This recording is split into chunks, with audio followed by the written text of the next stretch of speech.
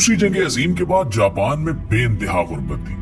1960 तक इनके बच्चे खुराक की किल्लत का शिकार थे।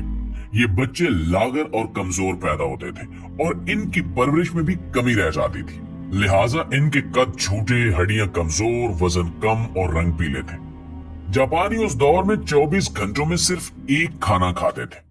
उन्होंने इस दौर में अंदाजा किया कि अगर हम दिन में 3 बजे खाना खाएं तो हम 24 घंटे गुजार सकते हैं। चुनांचे ये दिन 3 बजे खाना खाते थे और अगली खुराक की बारी अगले दिन आती थी। उस वक्त उनकी हालत ये होती थी कि पाकिस्तान ने 1957 में चावलों से भरा हुआ एक बहरी जहाज टोक्यो भिजवाया।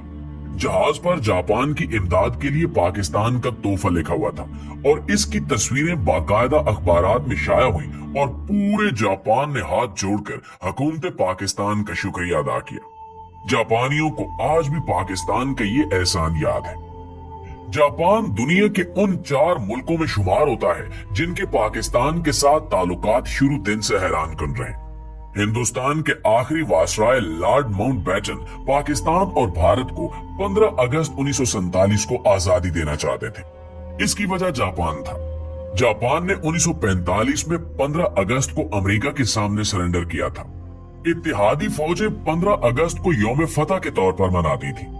लॉर्ड माउंटबेटन की ख्वाहिश थी कि 15 अगस्त 1947 को जब पूरा बरतानिया यौम फतह मना रहा हो तो भारत और पाकिस्तान की पैदाइश उस वक्त हो, ताकि हर साल जब इन दोनों मुल्कों के लोग आजादी की तकरीबात मनाएं तो उस वक्त जापानी अफसरदा हो और ये खेल ताअबद जारी रहे। ये मंसूबा जब कायद-ए-आज़म के सामने पेश किया गया तो आपने फौरन इनकार कर दिया। कायद का कहना था कि हम अपना यौम आजादी किसी दूसरी कौम के यौम शिकस्त पर नहीं रखेंगे।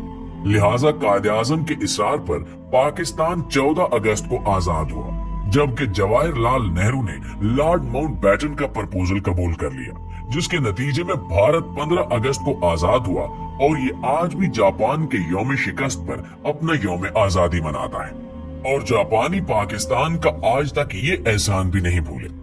दूसरी जंग अजीम में शिकस्त के बाद जापान ने तावान अदा करना शुरू किया और ये आज भी अमेरिका को हर साल $10 बिलियन अदा करता है। पाकिस्तान का इस तावान में छठा हिस्सा था। कायद-ए-आज़म ने उस वक्त अपना ये हिस्सा भी जापान को मुआफ कर दिया था, जब हमारे पास सरकारी मुलाजमीन की तनख्वाहों के लिए भी रकम नहीं थी।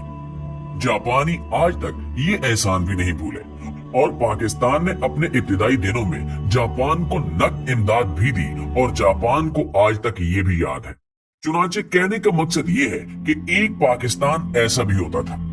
हमारी दरिया दिली सिर्फ जापान तक महदूद नहीं थी। हमने 1950 की दहाई में जर्मनी को 5 करोड़ रुपए कर्ज दिया था। पोलैंड के मुतासरीन को पनाह दी थी।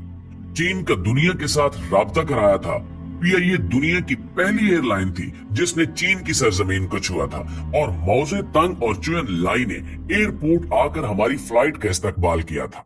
हमने मौजे तंग को जाती इस्तेमाल के लिए जहाज भी गिफ्ट किया था और ये जहाज आज भी चीन के म्यूजियम में पाकिस्तान के शुक्रिया के साथ खड़ा है। हमने अपने तुर्क भाइयों की क़याम पाकिस्तान से पहले भी मदद की थी और क़याम के बाद भी। तुर्की के ज्यादातर उमराई फौजी अफसरों और सियासतदानों के बच्चे पाकिस्तान में तालीम हासिल करते थे। हमने इस्तांबुल में पहला बोइंग त्यारा उतारा था और तुर्की ने उसके लिए एयरपोर्ट पर नया रनवे बनाया था और पूरी काबीना इसके इस्तकबाल के लिए एयरपोर्ट आ गई थी। हमने मोरक्को, ट्यूनिस और अल जज़ायर की आजादी में भी मरकजी किरदार अदा किया। पाकिस्तान ने इनकी सियासी क़यादत को पासपोर्ट भी दिए और अक़वाम मुत्तहिदा में अपने बेंच से इन्हें खिताब का मौका भी दिया। चीन और अमेरिका का पहला राब्ता और हेनरी किसिंजर और सदर रिचर्ड निक्सन के चीन के पहले दौरे का इंतजाम भी हमने किया था।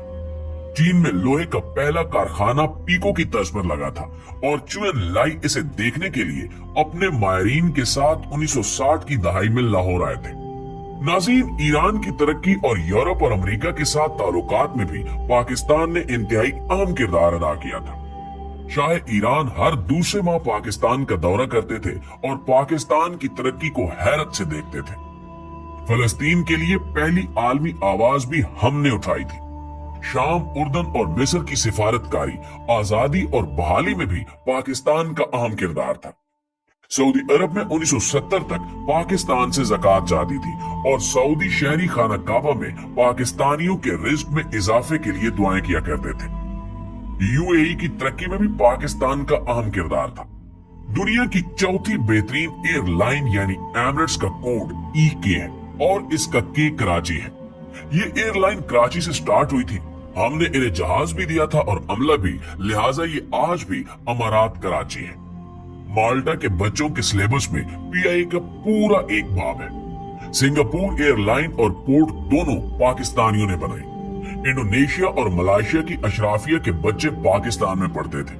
मलेशिया का आईन तक पाकिस्तानी वकला ने लिखा था। जनूबी कोरिया की ग्रोथ में महबूबुल हक के 5 साला मंसूबे का अहम किरदार था। भारत 1990 की दहाई में पाकिस्तान से बिजली खरीदता रहा और मनमोहन सिंह ने शाइनिंग इंडिया का पूरा मंसूबा पाकिस्तान से लिया था। दुनिया की 3 बड़ी इंजीनियरिंग फॉर्म्स ने 1960 की दहाई में कंसोर्टियम बनाकर मंगला डैम की बिड की थी और हार्वर्ड यूनिवर्सिटी की इंजीनियरिंग क्लास के तालिब इल्म जहाज भरकर मुताले और मुशाहिदे के लिए मंगला आते थे और इस मंसूबे को हैरत से देखते थे। मुस्लिम दुनिया के 27 मुल्कों के फौजी अफसर पाकिस्तानी अकेडमी में ट्रेन हुए और बाद अज़ां अपने अपने मुल्कों में आर्मी चीफ बने। यूएई की फरमारवा ज़ैद बिन सुल्तान अल नहान 1970 की दहाई तक पाकिस्तान के दौरे पर आते थे तो इनका इस्तकबाल कमिश्नर रावलपिंडी करता था।